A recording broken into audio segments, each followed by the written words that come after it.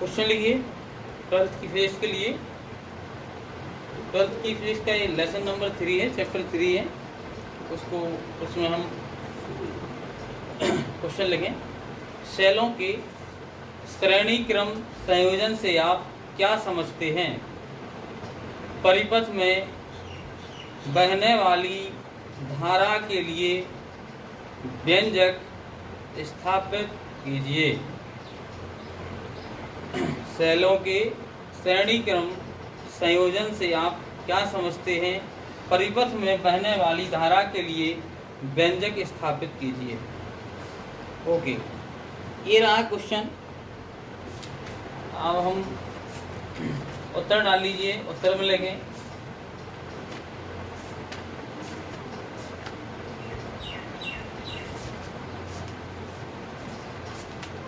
श्रेणी क्रम संयोजन में देखिए, श्रेणी क्रम संयोजन देखिए, सेलों का संयोजन जो है वो दो प्रकार से किया जाता है।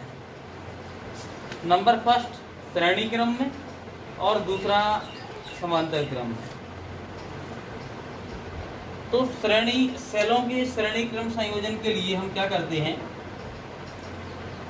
कि मान लीजिए कोई ये सेल है, मान लीजिए कोई ये सेल है, एक सेल ये है और इसमें इस साइड ये प्लस है, इस साइड ये माइनस है और इस सेल का जो है आंतरिक प्रतिरोध ये रहा। तो सेलों को श्रेणी क्रम में जोड़ना है, तो जोड़ने के लिए हमें एक सेल ही हो गया, दूसरा सेल लेते हैं हम, तो दूसरे सेल को लिया हमने, उसका आंतरिक प्रतिरोध ये रहा,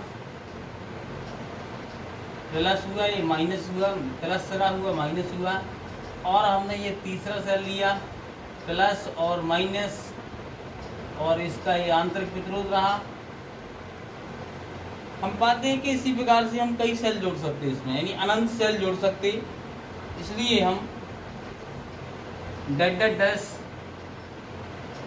अब देखिए हमें क्या करना है, श्रेणी क्रम में जोड़ना है, सीरीज में जोड़ना है। तो हम क्या करेंगे, जो पहला सेल है इसका दूसरे सिरे का संबंध अगले सेल के पहले सिरे से यानी धन सिरे से कर देंगे, और इस सेल के माइनस सिरे का संबंध जो अगला सेल है उसके धन सिरे से कर देंगे, और इसी प्रकार से हम और अधिक सेल जोड़ते जाएंगे, और लास्ट में फिर जो लास्ट वाला सेल होगा उसके माइनस सिरे इसका आंतरिक प्रतिरोध रहा, लास्ट सेल होगा उसके माइनस सिरे, और जो पहला सेल होगा उसके धन से, दोनों सिरों के बीच में इसका प्लस हुआ, इसका माइनस रहा। दोनों सिरों के बीच में हम क्या करेंगे कि एक तो हम बाह्य प्रतिरोध लगाएंगे इसमें, और साथ ही साथ एक हम कुंजी जोड़ देंगे। अब हम इनका नामकरण देते हैं। बाह्य प्रतिरोध को आर कहते हैं, बाह्य प्रतिरोध आर है, ये सेल ए ई है, ये सेल ई है, और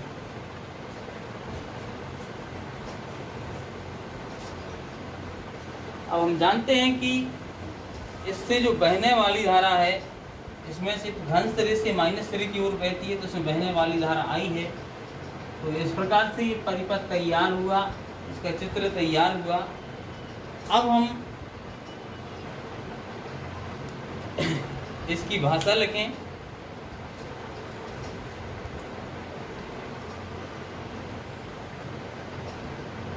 तो नॉर्मल तरीके से इसकी भाषा को लिखना है, तो वही सब कुछ लिखना है जो हमने किया है कि सेलों की श्रेणी क्रम संयोजन में हम प्रत्येक सेल, ये सेल है जो इसका माइनस सिरा अगले सेल के धन सिरे से, फिर दूसरे सेल का माइनस सिरा अगले सेल के धन सिरे से जोड़ते जाते हैं, जोड़ते जाते। इस प्रकार से हम ऐसे n सेल जोड़ सकते हैं, यानी कई सेल जोड़ सकते हैं। n का मतलब है कई सेल जोड़ सकते हैं, और इन सेलों को हम जोड़ने के लिए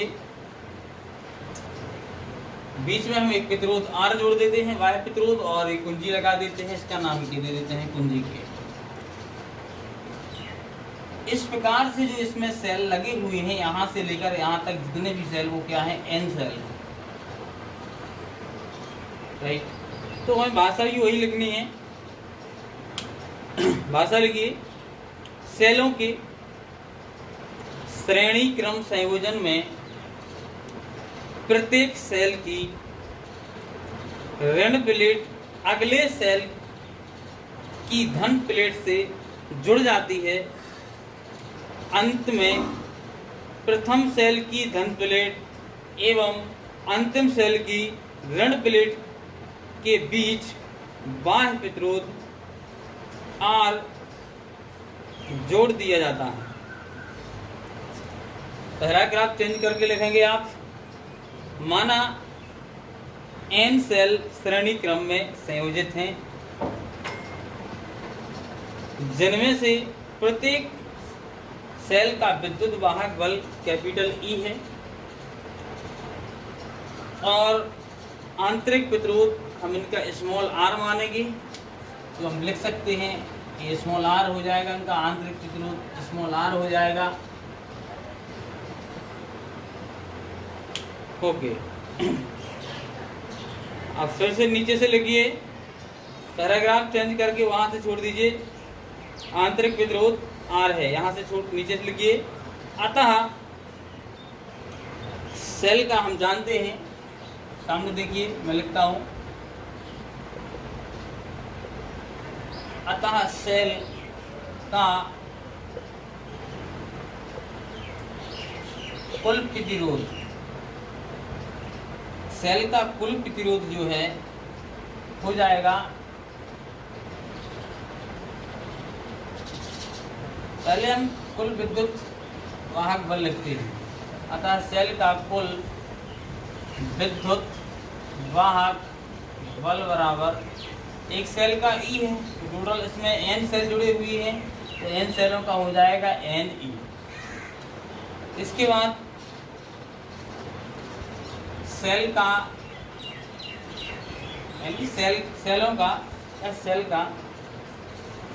का कुल प्रतिरोध, कुल प्रतिरोध की बात करें तो हम जानते हैं कि प्रतिरोध इसमें दो प्रकार के हैं, एक तो बाह्य प्रतिरोध है, एक आंतरिक प्रतिरोध है। तो बाह्य प्रतिरोध है R और आंतरिक प्रतिरोध है स्मॉल r, लेकिन इस पे एक सेल थोड़ी है, हर एक सेल का आंतरिक प्रतिरोध होगा। तो N सेल जुड़े हुए हैं तो N सेलों का आंतरिक प्रतिरोध NR हो जाएगा। तो कुल प्रतिरोध हो गया हमारा R प्लस NR। अब परिपथ में बहने वाली धारा, अतः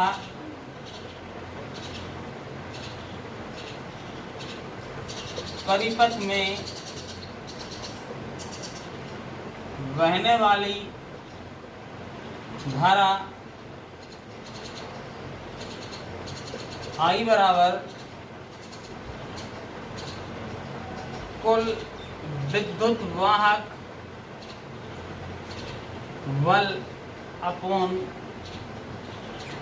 कुल प्रतिरोध।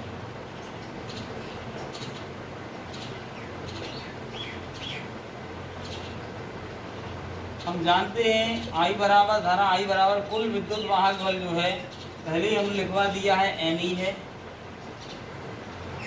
और कुल प्रतिरोध जो है वो R प्लस NR है।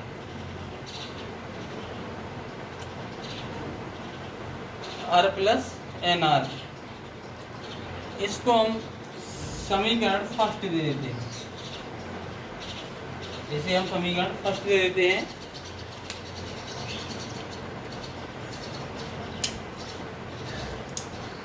हम देखते हैं कि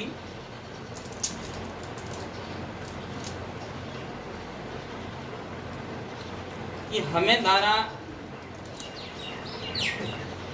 दो स्थितियों में हमें यदि इसमें देखना है, हमें ये देखना है कि हमें कब सेलों को जोड़ने से कब बेनिफिट है, कब नुकसान है। श्रेणी क्रम जोड़ने से किस प्रकार से क्या स्थिति रहेगी उनकी, तो स्थिति फर्स्ट देखते हैं हम। कंडीशन फर्स्ट में हम लेते हैं कि जब आंतरिक प्रतिरोध जो है बहुत ज़्यादा हो बाह्य प्रतिरोध से, आंतरिक प्रतिरोध बहुत ज़्यादा हो बाह्य प्रतिरोध से, यानी जो बाह्य प्रतिरोध है, बाह्य प्रतिरोध से आंतरिक प्रतिरोध बहुत ज़्यादा हो, तब हम जानते हैं कि R बहुत छोटा है, इसलिए हम कैपिटल R की बाह्य प्रतिरोध आंतरिक प्रतिरोध की अपेक्षा तुलना में बहुत कम है। देखिए बहुत छोटा है, मान लेते हैं। दो स्थितियाँ बनेंगी सेलों को जोड़ने पर, या तो आंतरिक प्रतिरोध टोटल सभी सेलों का आंतरिक प्रतिरोध बाह्य प्रतिरोध से या तो बहुत कम होगा या फिर बहुत ज़्यादा होगा। दो स्थितियाँ बनेंगी। तो जब आंतरिक प्रतिरोध टोटल सेलों का आंतरिक प्रतिरोध बाह्य प्रतिरोध से जब बहुत ज़्यादा होता है, बहुत बड़ा होता है, तो क्या स्थिति होगी, और जब बहुत छोटा होगा तो क्या स्थिति होगी। हम दोनों स्थितियाँ देखते हैं। तो यहाँ पर बाह्य प्रतिरोध है, आंतरिक प्रतिरोध क्योंकि तुलना में बहुत छोटा है इसका मान, इसलिए बहुत कम है इसका मान, तो हम आर की उपेक्षा करते हैं। आर की उपेक्षा करते हैं, तो आर की उपेक्षा करने पर, तो आर की उपेक्षा कर देंगे हम। लिखते हैं समीकरण फर्स्ट से। देखिए जो समीकरण फर्स्ट था, समीकरण फर्स्ट है, उसमें हमने देखा था कि था R plus n r n e बटे आर प्लस एन आर था। अब आर स्क्वायर की यदि उपेक्षा कर देंगे हम तो क्या बचेगा, R बराबर n e upon n r, क्योंकि आर स्क्वायर की तो उपेक्षा कर दी। अब एन से एन कैंसिल हो जाएगा, एन से एन कैंसिल हो जाएगा। तो यहाँ पर हम देखते हैं कि I बराबर क्या बचा, एन अपॉन आर। अब हम ये पाते हैं कि यहाँ पर जो धारा I है वो इस परिपथ में यदि हम देखते हैं कि यदि आंतरिक प्रतिरोध बाह्य प्रतिरोध से बहुत ज़्यादा होगा तो यहाँ पर स्थिति ये बनेगी कि धारा I का मान जो है वो एक सेल के ही बराबर होगा, यानी इतनी धारा मिलेगी हमें जितनी एक सेल से मिलनी उतनी मिलेगी, क्योंकि ये संभव नहीं कि कितने सेल जोड़ेंगे और धारा हमें इतनी मिलेगी।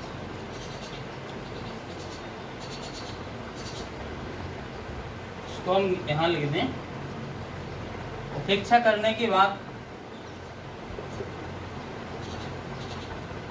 I बराबर बचेगा n e upon n r, n से एन कैंसिल हो जाएगा। यहाँ पर आपको बता ही दिया अभी ये बचेगा, यानी कि जो I है वो एक सेल में बहने वाली धारा के बराबर होगा, क्योंकि ये संयोजन लाभप्रद नहीं है। आप क्या करें, अगली स्थिति हम देखते हैं।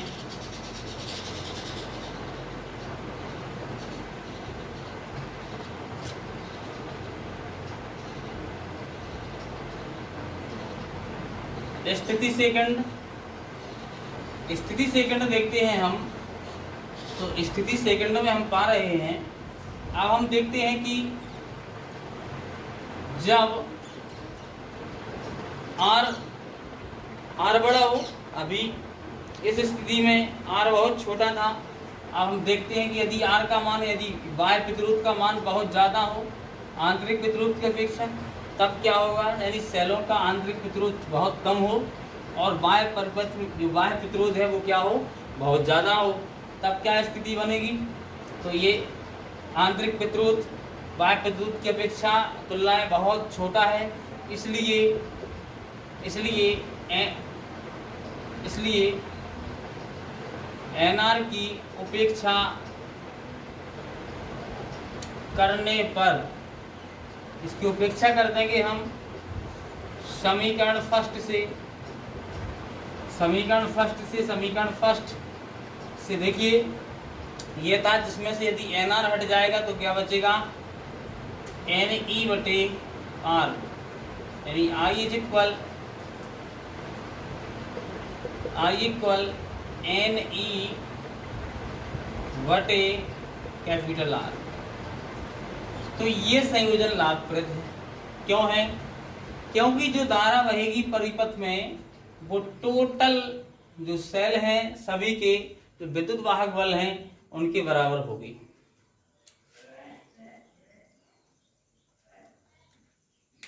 तो इस प्रकार से ये सेलों का श्रेणी क्रम संयोजन है।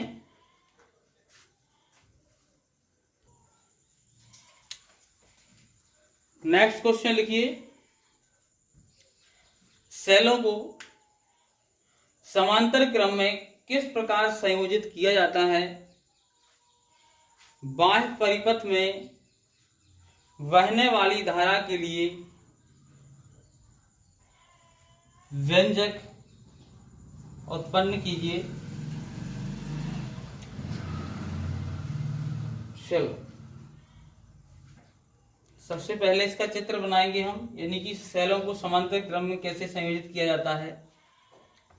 तो ये एक सेल ये रहा,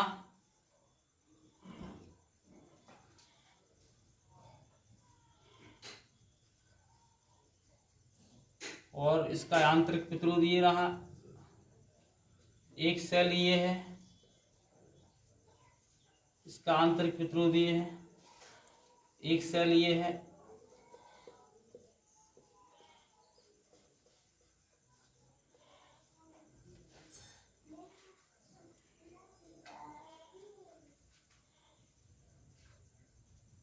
तो इन सभी सेलों को हम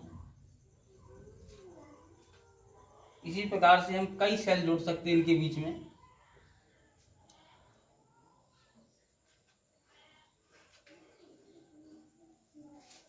इसमें हम कई सेल जोड़ सकते हैं इस प्रकार से। तो लिख सकते हैं हम एन सेल, एन सेल इसमें संयोजित हैं और प्रत्येक का आंतरिक प्रतिरोध स्मॉल r है। इसके बीच में एन सेल जुड़े हुए हैं। अब हम इनके सेलों के धन सिरे, ये ऋण सरा है, ये धन है, ये ऋण है, तो धन सिरों को किसी एक बिंदु से और माइनस सिरों को किसी एक बिंदु से संयोजित कर देते हैं। और अब हम इसके बीच में, इन सेलों के बीच में एक बाह्य प्रतिरोध R और एक कुंजी लगा देते हैं।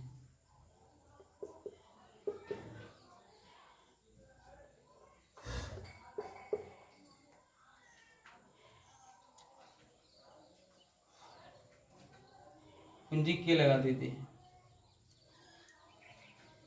इस प्रकार से ये चित्र कंप्लीट है। इन बिंदुओं को हम नाम भी दे सकते हैं।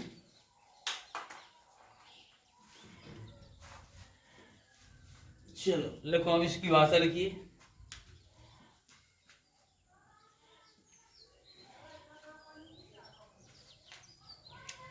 सेलों को समांतर क्रम में संयोजित करने के लिए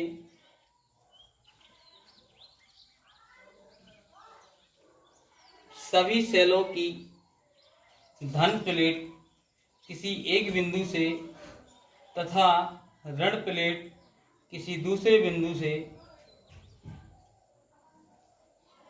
जोड़ दी जाती है। अंत में प्रथम और अंतिम सिरे के बीच बाह्य प्रतिरोध R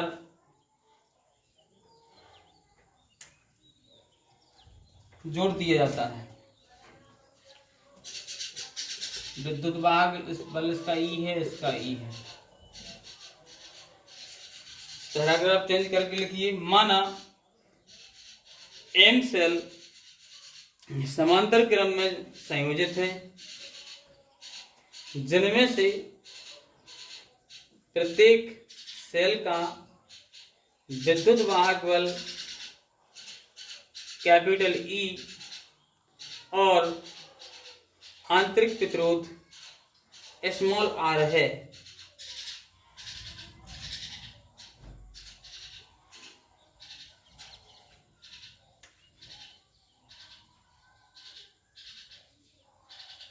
अब लिखिए तब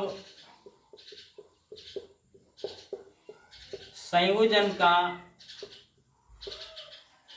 पैराग्राफ चेंज करके कुल विद्युत वाहक बल बराबर कैपिटल ई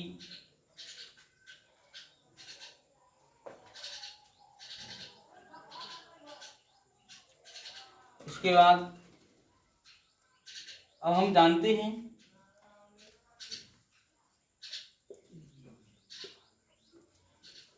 कि संयोजन का आंतरिक प्रतिरोध R है, तो संयोजन लिखेंगे हम यदि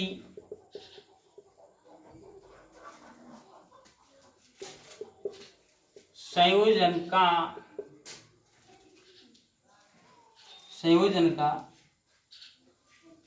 कुल आंतरिक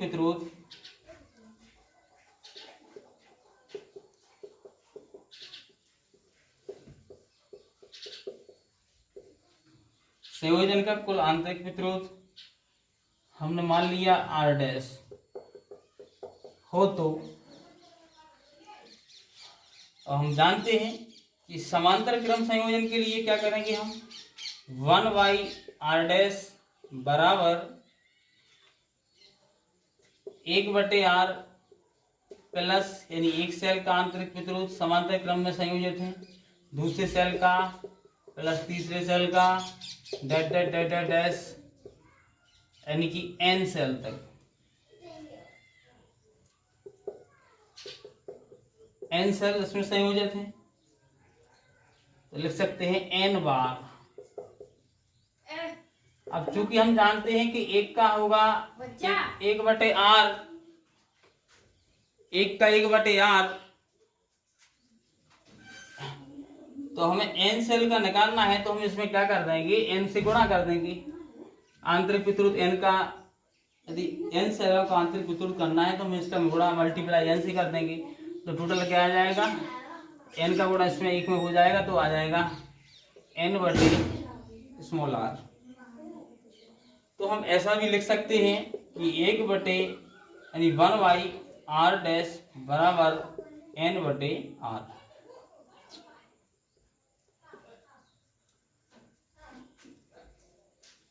अब ये n कैसे आया, मैंने आपको बताया कि n सेल संयोजित हैं इस प्रकार से, ऊपर से नीचे तक n सेल लगे हुए हैं। श्रेणी क्रम में पढ़ा था तो इस प्रकार से संयोजित थे, इसमें इस प्रकार से नीचे की ओर है।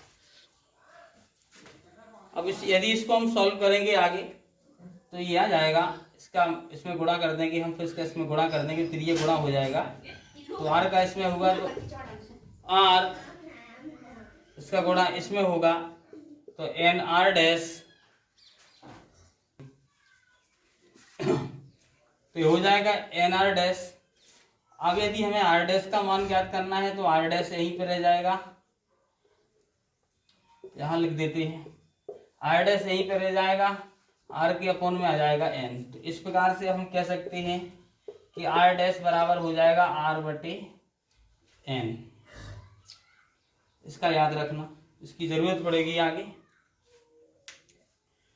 अब यदि हमें चित्र बना लिया होगा तो इसको मिटा देते हैं, वीडियो को पॉज कर लीजिएगा, तो चित्र बना लीजिएगा और लिख लीजिएगा। अब हम कुल परिपथ का कुल प्रतिरोध निकालेंगे। परिपथ का कुल प्रतिरोध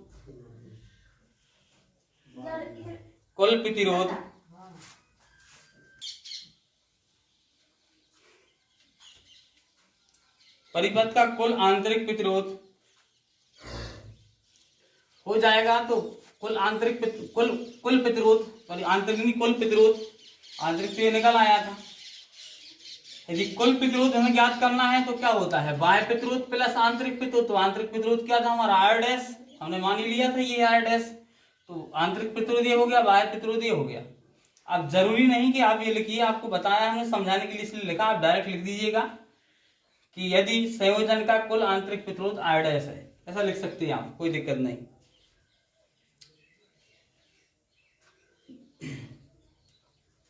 अब हम जानते हैं कि इसका मान देखिए बराबर आर प्लस आर डैश का मान है आर बटे एन, इसका मान आर बटे एन है। आर डैश का मान यहां पढ़ चुके हम, आर बटे एन है। अब हम इसको आगे ले जाएंगे। लिखिए, थोड़ी सी भाषा लिखना है आपको। यदि परिपथ में बहने वाली धारा का मान आई हो तो ओम के नियम से, यदि परिपथ में बहने वाली धारा का मान आई हो तो ओम के नियम से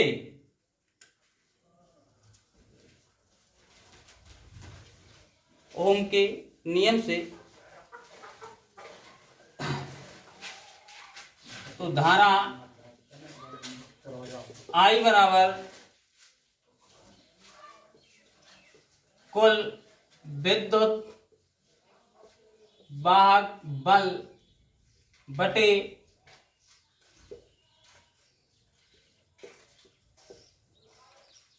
कुल प्रतिरोध।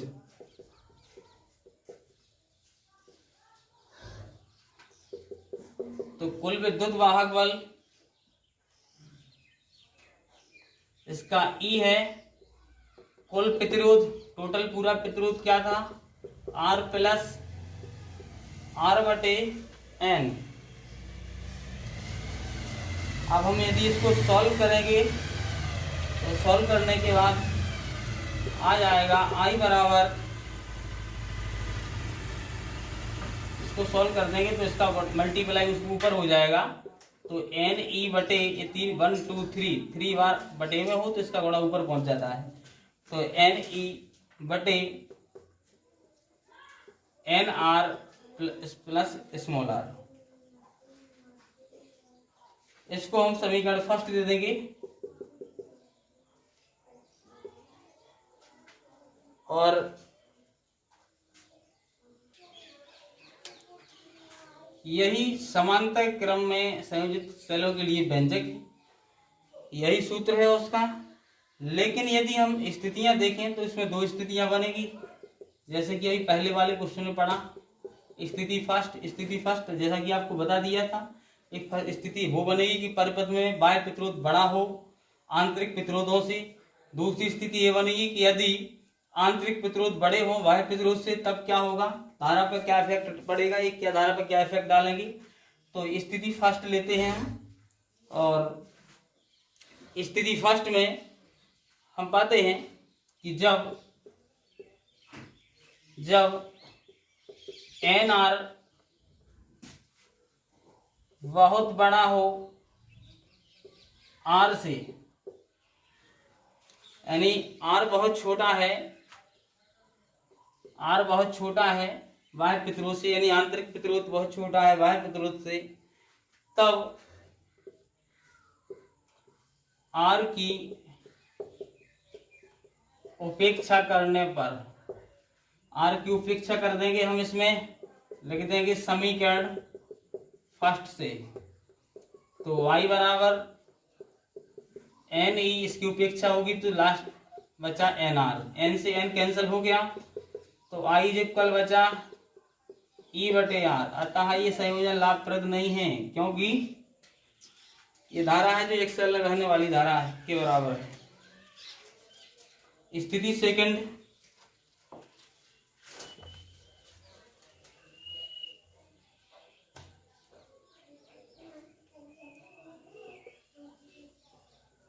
स्थिति सेकंड में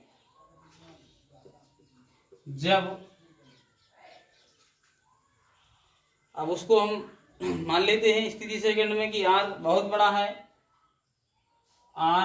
बड़ा है एन आर से, तो एन आर की उपेक्षा करने पर, एन आर की उपेक्षा कर देंगे हम, लिख देते हैं समीकरण फर्स्ट से। तो एन आर की उपेक्षा कर देंगे समीकरण फर्स्ट में, तो हमने जैसा कि देखा था कि क्या बचेगा फिर, एन ई अपॉन NR तो चला जाएगा तो क्या बचेगा, स्मॉल r बचेगा। स्मॉल r बचेगा नीचे। अब हम जानते हैं कि यह संयोजन लाभप्रद होगा, क्योंकि ये धारा है जो n सेलों में बहने वाली धारा है, n सेलों के द्वारा बहने वाली धारा है, और वो उसमें थी खाली एक सेल के द्वारा बहने वाली धारा थी। इस प्रकार से ये कंप्लीट हुआ। इस